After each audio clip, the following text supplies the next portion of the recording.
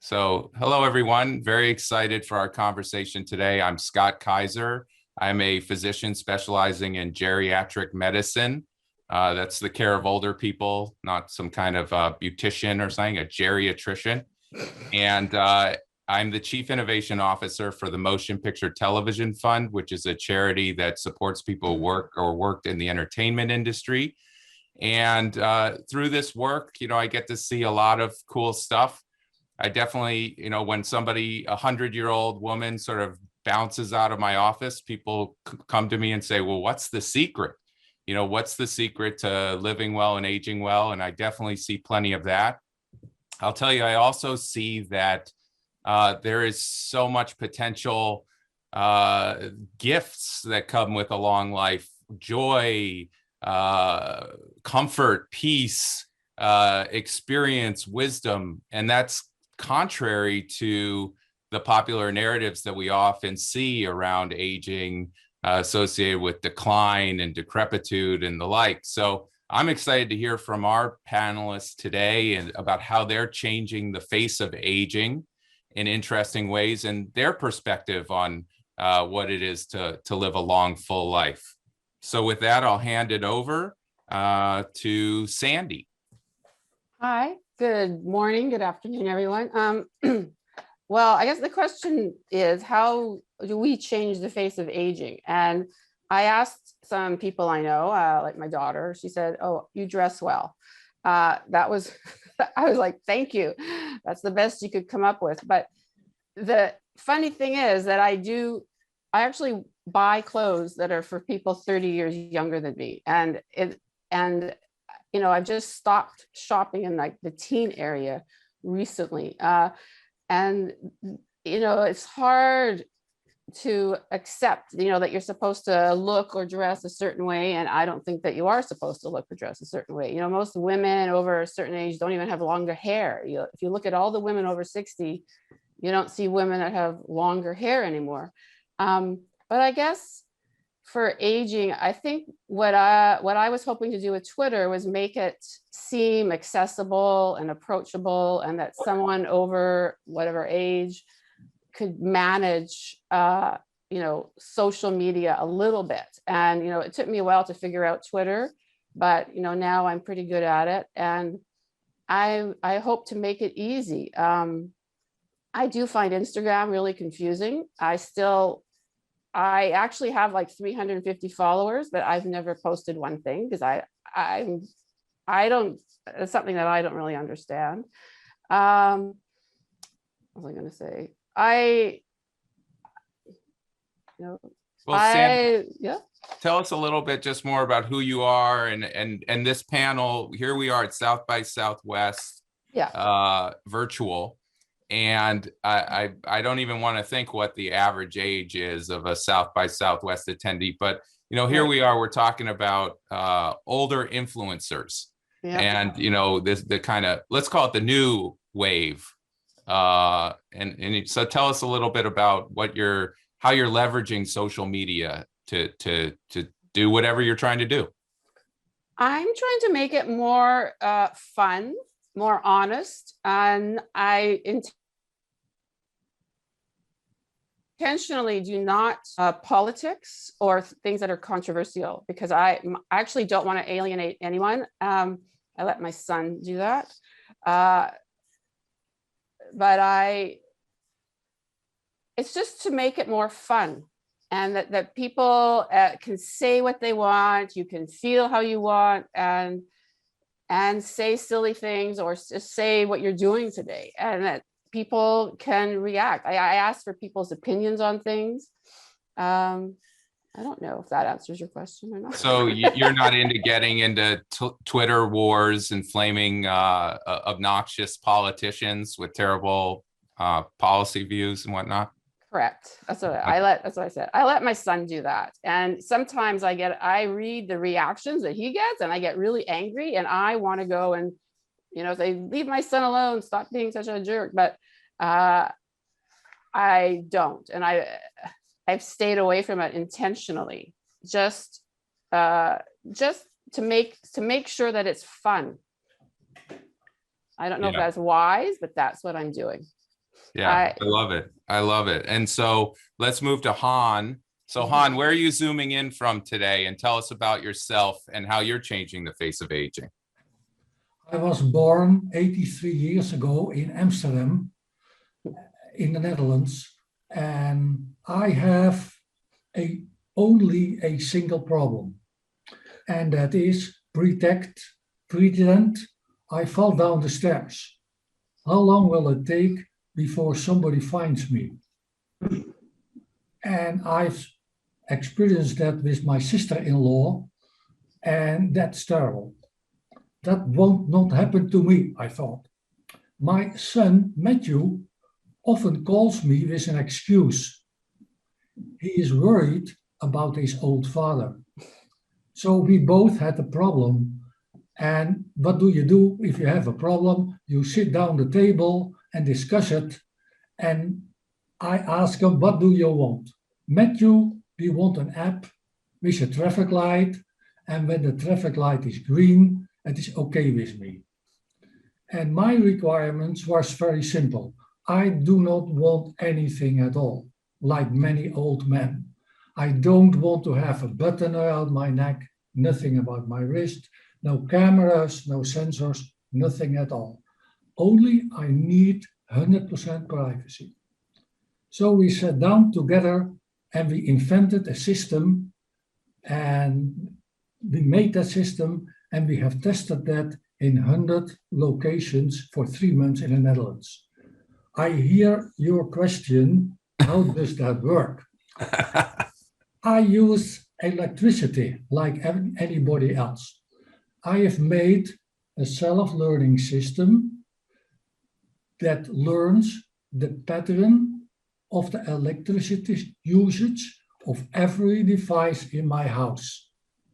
And when there is a deviation of that pattern, the system will send a notification and a telephone call, but not to Matthew, because I need my privacy. The system calls me.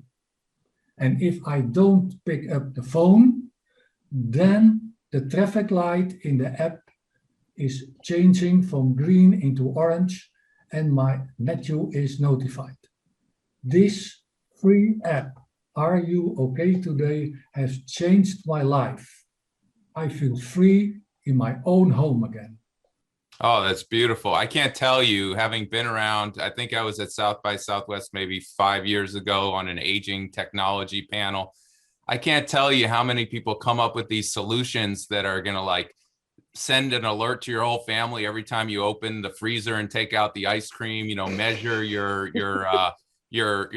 bathroom chemistry, you know, and send an alert to the world. I mean, who wants that? I can't imagine. So you've solved this problem where you can maintain some sort of safety, you can reassure your son, but completely without any invasion of privacy. That's revolutionary, man. That's awesome.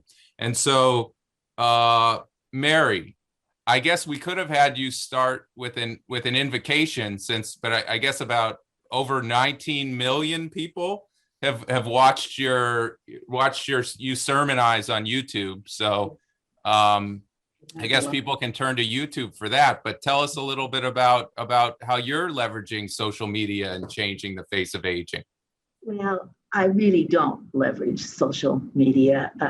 The first time I was on a Zoom call with my family, I managed to load the camera backwards, and all you saw was the couch in my living room. You could hear me, but you couldn't see me. You know, that's the sort of talent I have with gadgetry. Basically, when I was thinking about changing the face of aging, I thought about, I wake up in the morning. It surprises me every time. And if I don't see my name in the obituaries, I get dressed. I never expected to live this long. I'm 84 years old, and I certainly didn't expect to spend the last part of my life holed up in my apartment with 6 cloth masks and a seemingly endless number of Hallmark Christmas movies. Yes, yes. I know it's, you look to the media and whatnot, and it's all I've fallen and I can't get up, or you've got Viagra man running down the beach, but where's the in between? Where's real life, right? And so it sounds like you are just, you highlighted something else that I find so much as a geriatrician in terms of what I alluded to in the beginning, the gifts of getting old, is I think a lot of what people don't realize about getting older is you can filter out a lot of the bullshit and you can really just kind of enjoy what there is to enjoy and not be distracted by what so many people, particularly in midlife, many of our viewers are just, hitting their heads against the wall, worrying about all these things that I think kind of become background noise as you get into your 70s, 80s, and 90s. I mean, it certainly depends person to person. I'm just wondering all your thoughts on that view and kind of what motivates you as you get out there and kind of use social media, push the limits, try and live your best life, et cetera, et cetera. Sandy, should we come back to you? Yeah, it's interesting. So are we allowed to swear? I was hoping we were, but that's what I was thinking, to be able to enjoy life. And for me, it's really important to be able to move easily. So when I was 60, I took yoga teacher training. I became a yoga teacher. And so now I'm teaching yoga on Zoom twice a week. And a lot of the people I'm teaching are now, I'm hoping to get like older people who are afraid to move and who thought, oh, I'm not bendy and I can't do that. People who are afraid of yoga, and we're doing a lot of things, for your core and functional things. And for me, having a strong body and making sure that you'll be able to use it for a very long time is really, really important to me. So I exercise a ton and I eat really well, but I drink wine like whenever I want to drink wine, as that's the thing I'll do. But so that's really what motivates me. I need to be able to move for a very long time. Yeah, I don't know. I think I love that. And I think you're free to move and you're free to say whatever you want as far as I'm concerned. I haven't revisited the terms of service here. I'd have to look back at the contract, but I mean, I think the next stop for us is Showtime. I think Jesus and Mero hopefully are logging in here, maybe, so we can say whatever the F we want. Okay, so Han, how about you? What's dry? I mean, you gave us a very good story, your entrepreneur, your inventor story as to what the problem you were trying to solve, but you've solved that now. So what drives you now? Yeah, actually, Scott, I have two motivations. The first one is I receive daily emails from people that cannot wait before I go live with my system, especially the son and the daughters living on a distance from their mom and dad, and they are very pleased with a free monitoring app with 100% privacy. So I cannot stop. My purpose is to help families across the globe experience similar issues as I do. My second motivation is even more important, and that is very personal. It is my own well-being. I have learned as an octogenarian that it is easier to grow old vitally if you have a purpose in life. Oh my gosh, so true, so true. It's funny, I alluded to those secrets of healthy longevity, and everybody knows, eating a healthy diet, exercising, getting a good night's sleep. But what's amazing is when you dig into the research and you study and you talk to people such as yourself, you find out it's scientifically incontrovertible that it's things like having healthy relationships and strong sense of connection, having creative engagement. And by the way, recognizing that creativity certainly has no expiration date. And most importantly, as you just alluded to, having a strong sense of purpose. Study after study shows that people who have a strong sense of purpose, not just a reason to get up in the morning, but also some connection to some greater good, that there's somehow leaving the world a little better than they found it, that they're doing something that will somehow improve the lives of others. They're engaged in a broader context. People who have that develop Alzheimer's less, do better physically, live longer, and are just happier. So, it's so funny that that secret's not sort of, it's hidden in plain sight. Mhm. Along those lines, Mary, tell us, besides just, getting up for another day, what's motivating you? Well, I have 17 grandchildren. Mm. They keep me young. They keep me nuts, actually, but they're wonderful. And oddly enough, they are beginning to see me as an historical source. They ask me questions like about the Kennedy family. They see me as a link to the last half of the 20th century. And they are being taught about things that I lived through personally, and that fascinates them. So I can really, truly say I am a grandma and I am an influencer. Mhm. I love that. I love that. And, and that intergenerational connection is one of the secret sauce ingredients that I didn't mention. I mean, study after study, whether it's family or, through broader community. I mean, that really is.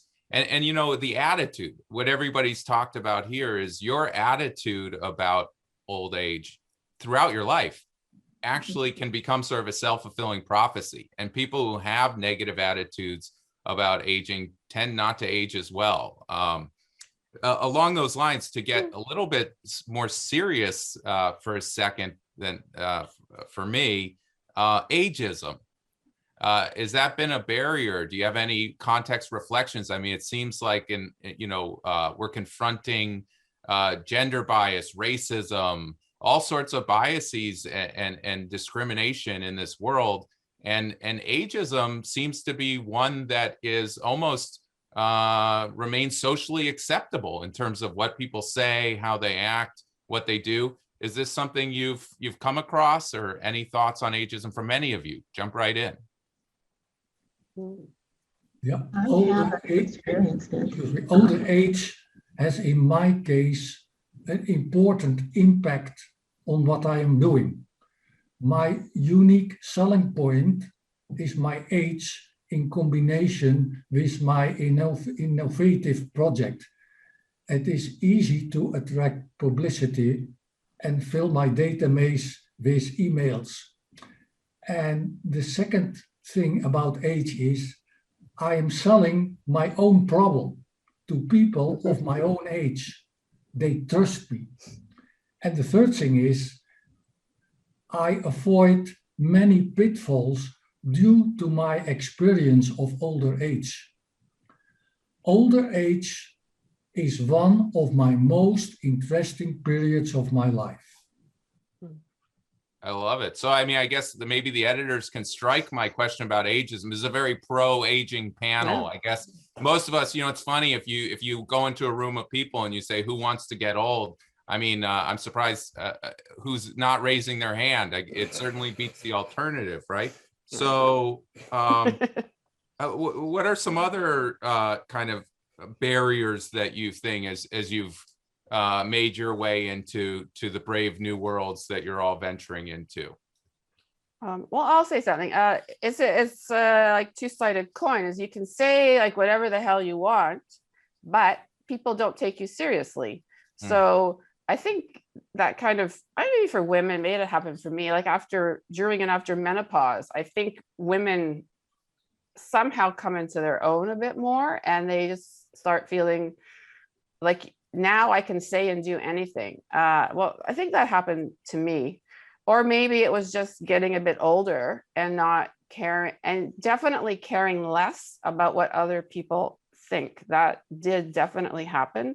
But the other part is people take you less seriously, I think, as you get older, because they think, well, you don't really know, or you forgot, or, something like that. I think that does happen. So it's two-sided, but it doesn't matter. Yeah, I love it. You have the antidote there, but true way to call it out. I mean, that happens all the time. The way people talk down to people, Yeah. disregard, dismiss, just because they're older. I mean, along those lines, it's a fact that we are living longer than ever. I mean, hard to think of that during a pandemic that's taken so many older lives, but overall, we are living longer than ever. We've had a 30-year gain in life expectancy over the last century, which is unprecedented in human history. And another unprecedented milestone is we'll soon reach a point where we have more people on the earth over the age of 65 than under the age of 18. So, you know, we are all aging, of course, every single one of us, every minute, every second, every day. But as a society, we've definitely grown older. So some of you are further along the journey and further along than many of the people who will be tuning in. What kind of advice? The other thing I'd say as a geriatrician, I have a crystal ball or a time machine. I can see people's future.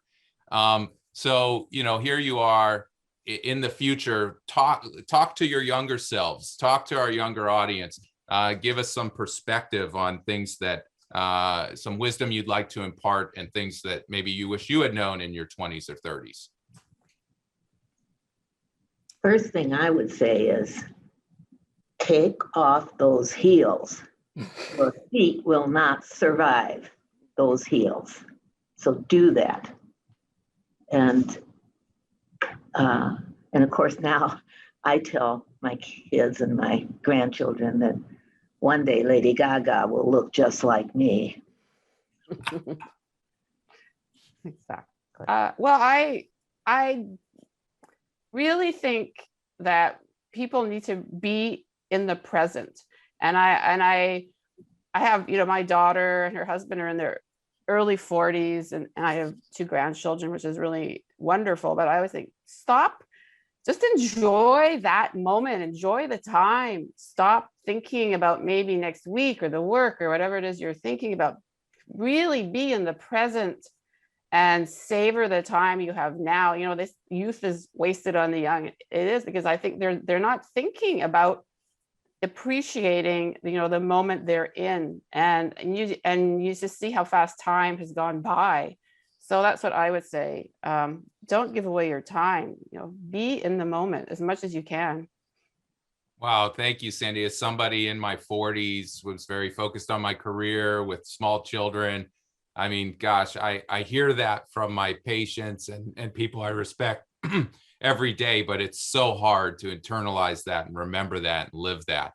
So thank you for that. Mary, unfortunately, the heels I haven't been wearing heels, so that's not going to help me out. If you had told me to start wearing heels, I might. Yeah, Han, what have you got? Oh, when you retire, you can go traveling, playing bingo, or do other things, and it can be a lot of fun. You can also sneak up and doing something. And I have noticed that is hugely satisfying. So I would like to advise everyone, when you retire, ask yourself the question, what do I want to be? I love that. You know, and you think of a conference like South by Southwest, and you've got your sort of tech kids and hooded sweatshirts and Hollywood folks. And people don't realize how many new companies are founded by people in their 50s, 60s, 70s, 80s, 90s. So thank you for kind of rewriting the narrative and sharing really what's really going on with us. And thank you all for taking the time to this was a great conversation that I enjoyed. Hopefully others will enjoy as well. And yeah, thanks for changing the face of aging and sharing your time with us.